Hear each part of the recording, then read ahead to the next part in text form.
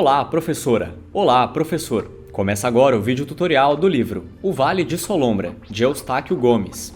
A ideia desse vídeo é apresentar a vocês alguns aspectos da obra e conversar sobre atividades que são propostas no material digital do professor que acompanha o livro.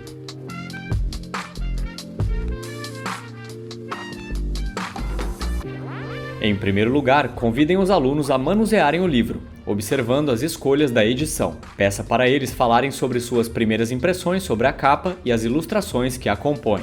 Em seguida, façam a sugestão para que eles leiam a orelha do livro e também o texto da quarta capa. Vocês podem enfatizar o título da orelha: Sombra, Encanto e Mistério. A ideia aqui é despertar neles a curiosidade sobre a história.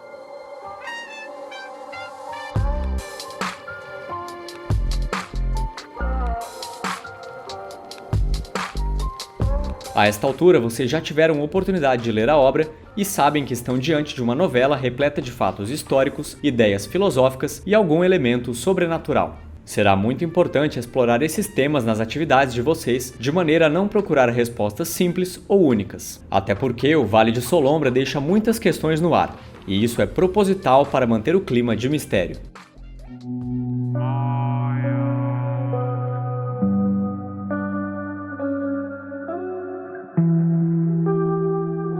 Sendo um livro que se inscreve no gênero literário da novela, muitos podem pensar que estamos falando de algo semelhante às novelas de televisão. Mas na literatura, elas possuem algumas características que as diferenciam de outros gêneros. Elas são narrativas mais longas que os contos e mais curtas que os romances. Costumam ter poucos personagens. As ações e a intriga giram em torno do protagonista ou dos protagonistas, se houver mais de um. E com isso, as novelas não costumam ter muitas tramas paralelas, como ocorre nos romances.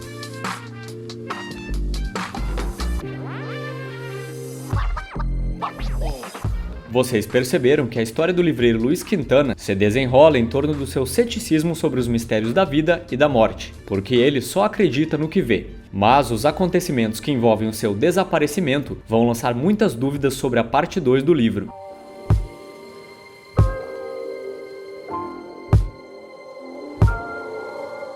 Afinal, ali são narradas as histórias de viagem imaginadas pelo protagonista nos momentos antes da sua morte? Ou talvez sejam relatos de alguém que já morreu vivendo outras vidas? Vamos nos lembrar que existem as cartas que contam à diva, sua esposa, alguns daqueles acontecimentos. Essa circunstância sobrenatural renderá muitas boas discussões com os estudantes em sala de aula. Tenha em mente que o assunto é bastante sedutor e mexe com crenças e visões de mundo muito diferentes. Esteja preparado para encontrar todo tipo de resposta ou comentário, alguns mais próximos do campo da religião, outros mais às ideias da ciência. Vocês poderão acrescentar outros elementos para eles ampliarem os entendimentos sobre o livro. Um deles é a possibilidade de compreender a obra como ligada à corrente literária do realismo maravilhoso, aquele enredo sobrenatural que relaciona o sonho à realidade, a morte à vida, de repente encontra no narrador da história e mesmo em alguns personagens uma atitude de nenhum espanto. É como se o sobrenatural ou esses elementos mágicos fizessem parte do nosso dia a dia. Será que eles não fazem? Mas também será muito interessante explorar as relações do livro com fatos históricos e traços culturais de diferentes países. Vejam, por exemplo, a riqueza das imagens descritas pelo narrador na primeira viagem de Quintana à cidade, com traços de arquitetura chinesa.